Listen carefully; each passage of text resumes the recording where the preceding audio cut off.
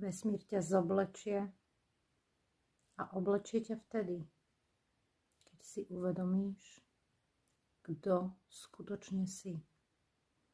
Nepotrebuješ nájsť, z ktorej hviezdy pochádzaš, tak ako som si predtým myslela a dlhé roky.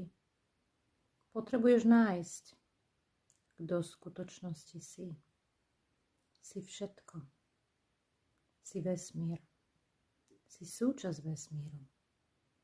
Ale čo každý hľadá, je vnútorná sila a vnútorné naplnenie.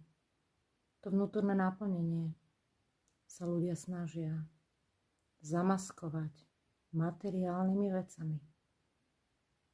Pravda je, že keď človek nájde to vnútorné naplnenie, uvedomí si, že je vlastne naplnený